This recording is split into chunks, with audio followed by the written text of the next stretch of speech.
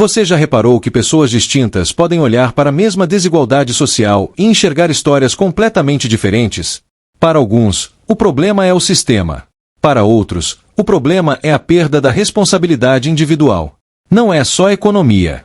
É uma disputa de lentes morais. Neste vídeo, eu vou mostrar como 3 tradições religiosas, a católica, a protestante e a judaica, moldaram formas distintas e, em muitos pontos, opostas de interpretar a pobreza, a riqueza, a autodeterminação, o mérito, os resultados desiguais e a culpa, influenciando diretamente caminhos diferentes de desenvolvimento individual, coletivo, social e econômico. E mais, como certas leituras podem transformar a busca por justiça em fuga da responsabilidade individual, disfarçar ressentimento como virtude moral e até converter a política em um ritual simbólico, onde o prazer de punir quem venceu o jogo é mascarado como preocupação social, produzindo, no processo, um atraso significativo no desenvolvimento, na cultura e na própria capacidade de responsabilização. Precisa convencer as pessoas à negação da política. Fascismo, nazismo, qualquer outra coisa, menos democracia. Convencer as pessoas a mudarem, para as pessoas destruírem tudo que o Estado faz. É que o que menos interessa é o país. O Estado Nacional deixa de existir. Então o que eu queria sugerir ao partido? Qualquer outra coisa, menos democracia. Fascismo, nazismo. A pergunta não é apenas quem é culpado.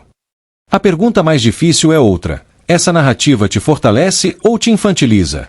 Ela te convoca à ação e à responsabilidade, ou te seduz a terceirizar a própria vida, entregando seu destino a terceiros em nome de uma falsa proteção, cujo objetivo oculto pode não ser o seu bem, mas a ampliação do poder de quem promete te proteger? Vai, salto bolsa, Bolsa Família. 25 anos nós recebemos Bolsa Família.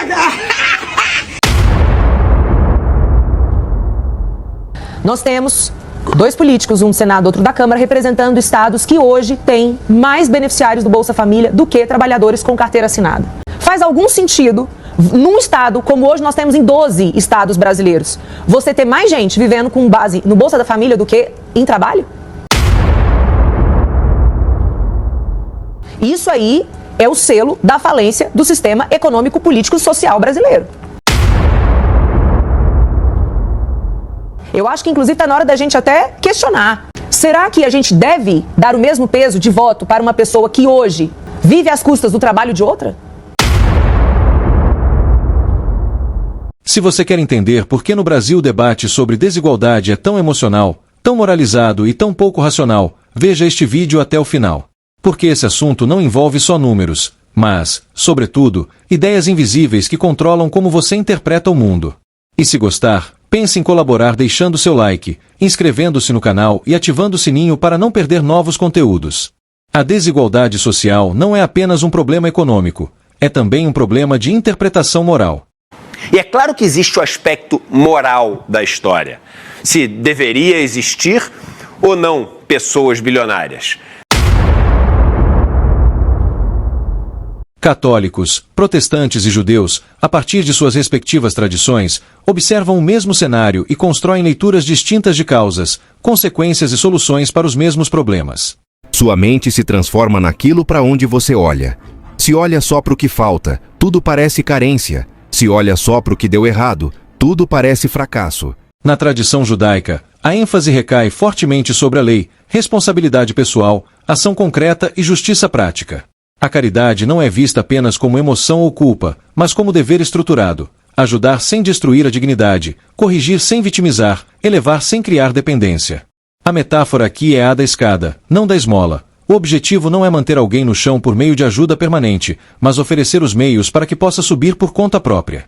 A verdadeira justiça não é aliviar a própria consciência, nem apaziguar sentimentos de culpa, sejam eles justificáveis, racionais ou mesmo supersticiosamente ancorados em crenças de paraíso e inferno, mas sim restaurar a autonomia do outro. Caridade pode ser cega, emocional, impulsiva. Justiça é consciente, intencional, direcionada. Você não dá para qualquer um de qualquer jeito, só porque a pessoa pediu. Você dá para quem realmente precisa e para quem vai usar bem o que recebeu. E você observa. Porque dar à pessoa errada não é generosidade, é desperdício. Aí você se pergunta, como que Israel prospera sem ter a quantidade de terras que o Brasil tem, sem ter as riquezas naturais que o Brasil tem? Aí você fica assim... Já na tradição protestante, especialmente nas vertentes influenciadas pela ética do trabalho, a desigualdade é interpretada com ênfase em responsabilidade individual, mérito e disciplina. Não se nega a existência de injustiças, mas o foco recai sobre como cada pessoa responde às circunstâncias que não escolheu. A metáfora é a de uma estrada íngreme. Alguns começam mais atrás, outros mais à frente, e o terreno não é definido por cada um, mas cada passo dado é decisivo para a subida.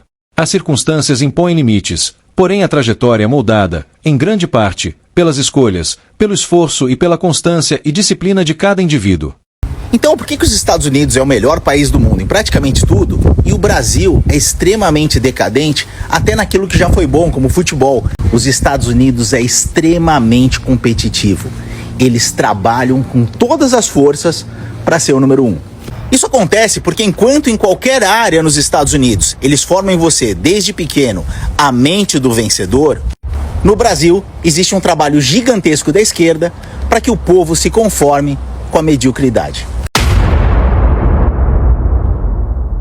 Na tradição católica, a desigualdade é lida sob a chave da culpa coletiva e da responsabilidade social, ancorada na teologia do pecado original. Parte-se da premissa de que a ordem social já nasce moralmente ferida. Não se trata apenas de falhas individuais, mas de uma corrupção estrutural da própria condição humana que se projeta nas instituições, nas hierarquias e nos sistemas econômicos. Assim, os chamados pecados sociais não são meros desvios pontuais, mas expressões históricas de uma natureza decaída incorporada nas estruturas. A pobreza, nesse enquadramento, aparece como sintoma de uma ordem intrinsecamente injusta, que exige correção por meio de políticas, redistribuição e ação institucional, como se o sistema precisasse ser continuamente redimido por mecanismos coletivos, em prol de uma justiça social coletivista abstrata. O empresário não ganha muito dinheiro porque ele trabalhou, ele ganha muito dinheiro porque os trabalhadores dele trabalharam.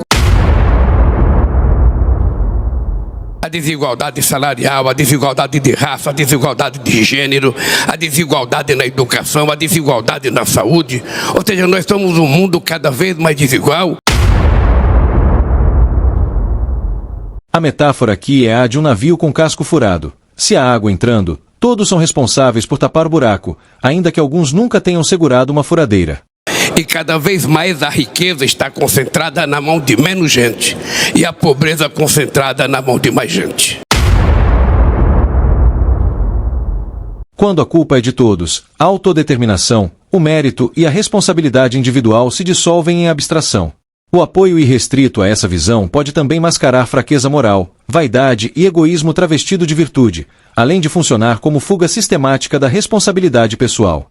Em seus extremos, esse enquadramento torna-se terreno fértil para a projeção de inveja, ressentimento e sadismo moral, quando a punição simbólica dos privilegiados passa a importar mais, no discurso público, do que a elevação concreta dos mais pobres, convertendo o castigo em espetáculo midiático para a conquista de empatia, seguidores em redes sociais ou votos na política, e a virtude em mera encenação. O pobre é um número, às vezes um número bonito para se utilizar em campanha. Quem tem duplo padrão? Quem é essa pessoa? É aquela que exige de você o que não cumpre. Faça o que eu digo, não o que eu faço. Cobra lealdade, mas trai. Prega honestidade, mas mente. Tem uma regra para ela e outra para você. Porque caráter incoerente é imprevisível. Você não sabe qual das duas faces vai aparecer. A lei judaica chama a hipocrisia de Shanifá e considera isso uma abominação. A metáfora é a de um tribunal sem réu definido. Todos são culpados, enquanto ninguém é responsável por nada, exceto por se acusarem mutuamente. Quando a culpa é difusa, a inveja, o ressentimento e o sadismo ganham nome de virtude. Tem gente que é especialista absoluta em performance. Faz muito barulho sobre ser boa.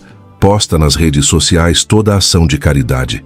Fala o tempo todo sobre empatia, sobre compaixão, sobre amor ao próximo, sobre bondade. Compartilha vídeo de gente ajudando cachorro. Faz campanha de doação, tira foto entregando marmita para morador de rua.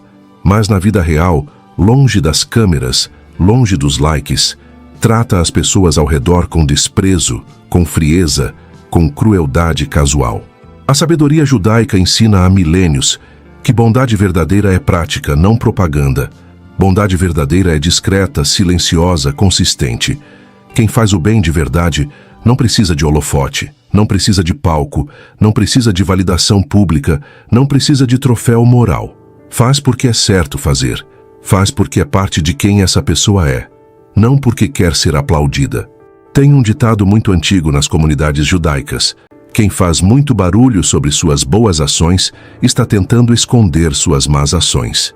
Desconfia sempre, sempre. Muitas vezes isso é máscara social. Muitas vezes isso é compensação psicológica. Muitas vezes é manipulação estratégica para ganhar confiança e, no momento certo, no momento de vulnerabilidade, te usar, te sugar, te destruir. O verdadeiro problema moral surge quando uma lente tenta anular a outra. A leitura exclusivamente estrutural transforma indivíduos em figurantes sem responsabilidade. A leitura exclusivamente meritocrática pode cegar para barreiras reais. É como discutir se o problema do relógio é a engrenagem ou o ponteiro, ignorando que sem um, o outro não funciona. Inteligência é diferente de sabedoria. Você pode ler muitos livros, você pode ser muito culto, mas você pode ser um fracassado. Existem muitos QIs elevados que fracassaram, porque não souberam aplicar o conhecimento acumulado. O debate mais honesto não é escolher entre a ênfase na culpa coletiva, associada à crença católica, ou o foco no mérito e na responsabilidade individual, presentes no protestantismo e no judaísmo, mas reconhecer que a vida se desenrola em um campo inclinado e imperfeito, com caminhos que não foram desenhados sob medida para cada indivíduo, onde alguns avançam com o vento a favor e outros com o vento contra, onde todos enfrentam graus variados de resistência constante. Ele nos coloca em cenários de adversidade, de dificuldade, justamente para que a gente possa extrair de dentro do nosso eu interior essas forças ocultas que nos levam até o endereço que a gente precisa chegar. Justiça sem responsabilidade vira desculpa. Responsabilidade sem justiça vira indiferença. Liberdade sem responsabilidade vira fuga. Responsabilidade sem liberdade vira prisão. Direitos sem deveres viram exigência. Deveres sem direitos viram submissão. Proteção sem autonomia vira tutela. Autonomia sem proteção vira abandono. Justiça sem verdade vira propaganda. Verdade sem justiça vira cinismo. Culpa coletiva sem escolha individual vira desculpa. Escolha sem limites vira arrogância. Solidariedade sem responsabilidade vira encenação. Responsabilidade sem solidariedade vira isolamento. Sistema sem caráter vira tirania. A sabedoria é algo além do conhecimento. Ela exige discernimento. O passado se foi. Todo mundo sabe disso. Aconteceu. Acabou. Ficou para trás. A gente lembra dele, claro, mas ele não existe mais. Certo? Errado. Completamente, fundamentalmente errado. Existe um traço recorrente da cultura brasileira, a substituição de ação racional por gestos simbólicos de autossacrifício. Caminhadas penitenciais, jejuns, vigílias, orações públicas e demonstrações de sofrimento físico são apresentados inclusive como instrumentos de transformação política. Isso não é apenas fé pessoal, é a transposição direta de uma lógica religiosa, de matriz católica, muitas vezes, de forma inconsciente, para o campo da política. 255 quilômetros, 7 dias a pé, até hoje. O ato final, que não é bem um ato final, é o começo de algo que tocou os corações, que tocou a nossa alma, e eu não tenho dúvidas que é só Deus mesmo, para poder colocar quase 100 mil pessoas embaixo de uma chuva que eu nunca vi igual aqui em Brasília, debaixo de trovões, debaixo de frio, e ainda assim ter uma multidão sedenta por algo. Isso só pode ser um sinal. Durante o evento, um raio atingiu a área central de Brasília e 30 manifestantes precisaram ser levados a hospitais. 8 estão em estado grave. Na tradição católica, o sacrifício corporal, a penitência e a expiação ocupam um lugar central como meios de redenção. O sofrimento é elevado linguagem moral. Sofre-se para pagar, para purificar, para comover e para demonstrar virtude. Quando essa lógica é transferida para a política, o resultado é perverso. A eficácia é substituída pela encenação moral, e o mérito técnico dá lugar ao espetáculo do sofrimento. Em vez de exigir reformas institucionais, métricas, responsabilização, fiscalização e incentivos corretos, parte do ativismo passa a apostar em atos simbólicos, como longas caminhadas, jejuns ou vigílias, como se o desgaste físico pudesse, por si só, produzir mudanças estruturais. Não conseguir fazer nada e precisar fazer algo, essa angústia hoje ela foi diminuída ou reduzida a zero. Trata-se de uma política sacrificial. Sofre-se em público para provar pureza moral, boas intenções, não para alterar mecanismos reais de poder. Eu queria que vocês vissem a proporção que tomou essa movimentação do Nicolas Ferreira.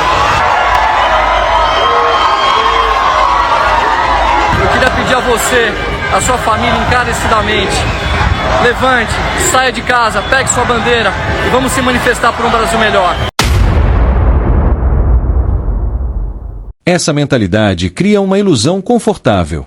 Ela dá às pessoas a sensação de que fizeram sua parte ao sofrer, rezar ou resistir fisicamente, mesmo quando nenhuma estrutura concreta é alterada. O gesto emocional substitui a estratégia. A catarse substitui o planejamento. A penitência substitui a reforma. Olha a situação do C aqui, ó. Nem cheguei lá em Brasília e já tô aqui me acabando de chorar. O apelo à soberania divina, à misericórdia e ao perdão coletivo reforça ainda mais essa lógica. Seja feita a vossa vontade, assim na terra como no céu. Em vez de responsabilizar indivíduos, instituições e decisões objetivas, desloca-se o problema para uma esfera mística, onde tudo depende de conversão espiritual, arrependimento e intervenção divina. O resultado prático é a despolitização real, troca-se pressão institucional por ritual simbólico. Misturar sacrifício religioso com ação política tende a infantilizar a cidadania. O cidadão deixa de ser agente racional que cobra regras, resultados e limites, para tornar-se penitente que sofre, pede perdão e espera redenção. Essa herança cultural ajuda a explicar por que, no Brasil, o sofrimento público é frequentemente confundido com virtude política. Marchar, chorar, rezar e resistir à chuva gera mais apoio e capital simbólico do que apresentar propostas, desenhar reformas ou enfrentar interesses organizados com estratégia. Enquanto a política for tratada como via de expiação moral, e não como engenharia institucional, o país continuará preso a ciclos de emoção, frustração e repetição. É preciso saber que sofrer não é governar. Penitência não é política pública. E oração não substitui responsabilidade, regras e ação concreta. Se vocês estão achando que o Brasil é um negócio que vai virar Estados Unidos, vocês estão no lugar errado. Porque o Brasil é o país do coitadinho, é o país do direito sem obrigação e é o país da impunidade. Agora isso é cultural. Você nasceu numa prisão disfarçada de civilização. E a parte mais cruel, você defende essa prisão, a agradece por ela, luta para permanecer nela, porque te convenceram de que as grades são por sua proteção, que as correntes são por seu bem, que a cela é na verdade liberdade. Não, mas vamos eleger não sei quem que vai mudar. Não vai mudar. Cuba pode ser lida, por analogia cultural, como a expressão extrema de uma moral de inspiração católica aplicada ao Estado e à economia. Culpa da riqueza, exaltação da pobreza, sacralização do sacrifício e desconfiança estrutural da prosperidade individual. O Estado, a religião organizada, são estruturas de poder que se vendem como benevolentes, que limitam sua liberdade, extraem seus recursos e te treinam para obedecer. A Revolução Francesa foi, em sua essência, uma insurreição contra o Estado absolutista monárquico de matriz católica, que concentrava poder político, moral e simbólico em uma autoridade que se pretendia onipresente, onisciente e onipotente. O mundo medieval estava criticando a riqueza pela riqueza. Bispos, os teólogos estavam comendo à vontade enquanto o pessoal passava fome. A monarquia também era a mitra e a espada. Tanto é que a Revolução Francesa vai eclodir com a queda da Bastilha por causa disso. Tratava-se de um regime em que trono e altar operavam de forma indissociável. O poder temporal era legitimado por uma moral religiosa que sacralizava a obediência, naturalizava privilégios e tratava a desigualdade como ordem divina. Que o capitalismo tenta, de certa forma, redimir a visão de riqueza. E o capitalismo é uma criação do protestantismo.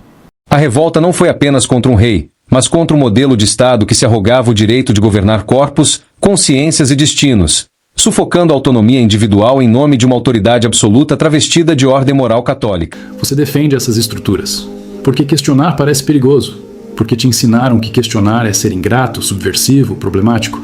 Então você não questiona, você obedece.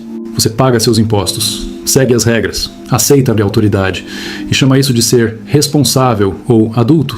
Você foi domesticado, treinado desde criança a não questionar, a não resistir, a não pensar criticamente sobre as estruturas que limitam sua vida. E faz isso tão automaticamente que defende as próprias correntes. Argumenta a favor das próprias limitações, porque foi convencido de que elas são por sua proteção. Mas pergunte honestamente, e quem está realmente sendo protegido? Frequentemente, as estruturas te protegem de liberdades que você deveria ter. A propriedade privada é moralmente suspeita, o lucro é tratado como pecado social e o fracasso econômico é reinterpretado como virtude ética. O ser humano, naturalmente, é justo. Nós somos agentes políticos justos. O que nos faz agentes políticos injustos são subterfúgios que surgem, que vão contornando o consciente coletivo da nossa sociedade e vão levando aí a essas desorganizações. O resultado é um Estado que assume o papel de confessor coletivo, controla, distribui, pune, absolve e mantém a população em uma condição permanente de dependência moral e material. Cuba entrou em desespero. A Ilha da Fantasia, o paraíso dos comunistas, entrou em ruína. Uma tragédia anunciada, que o mundo inteiro já viu, e não é agora, é há décadas, mas que finalmente eles enxergaram. As pessoas estão morrendo de fome.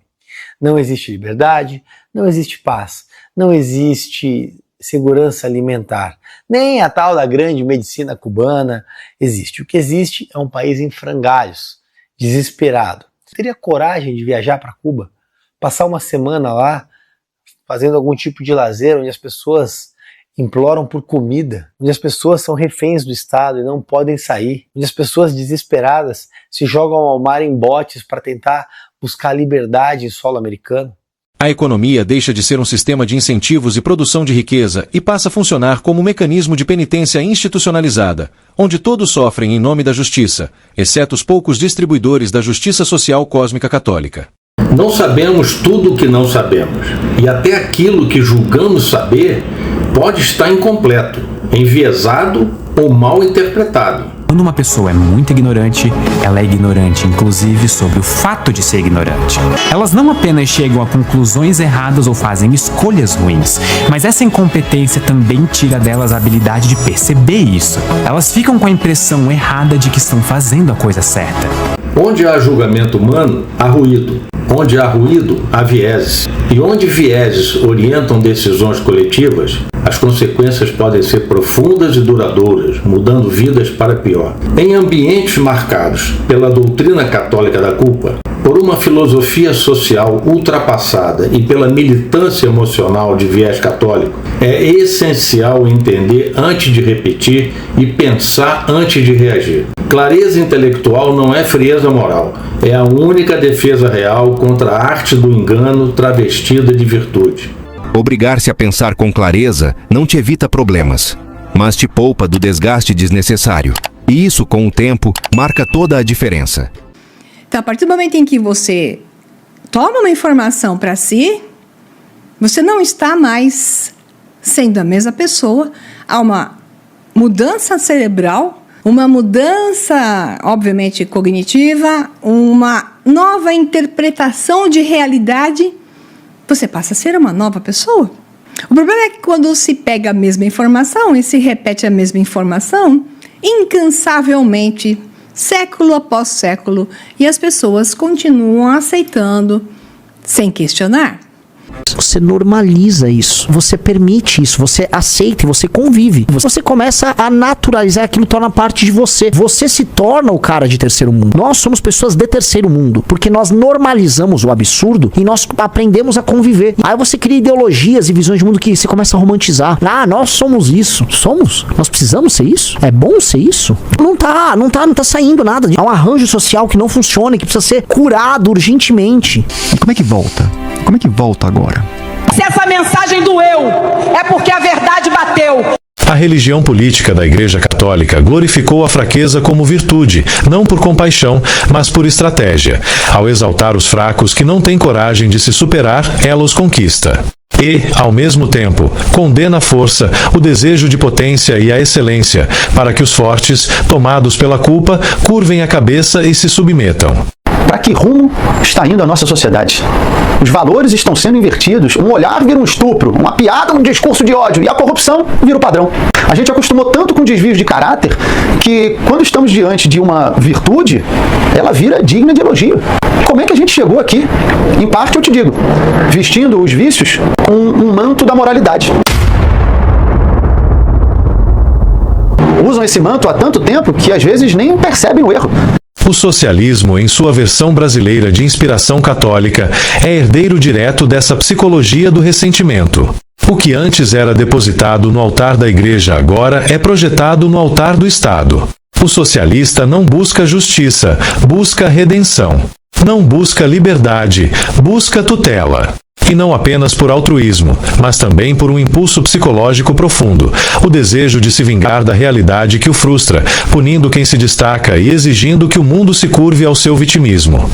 O mesmo tipo humano, que Nietzsche criticou com dureza, que teme a responsabilidade da liberdade e inveja os que a exercem com vigor, trocou a cruz pelo cartaz, o confessionário pelo comício, e a fé cega em dogmas religiosos pela fé cega em promessas estatais. Em ambos os casos, o que está em jogo não é a justiça ou o bem comum.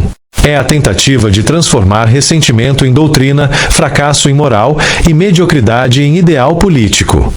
Abra os olhos enquanto há tempo. Nem todos que olham realmente veem. É difícil, ou até inútil, tentar despertar a compreensão em quem não tem vontade e, ainda pior, tentar despertar a vontade em quem se recusa a compreender. Quem não ouve conselhos raramente enxerga o que está diante dos olhos. E nunca faltarão pessoas para incentivar a cegueira alheia. Muitos, para que possam ser, precisam que outros não sejam. Se você chegou até aqui, é porque este conteúdo fez sentido para você.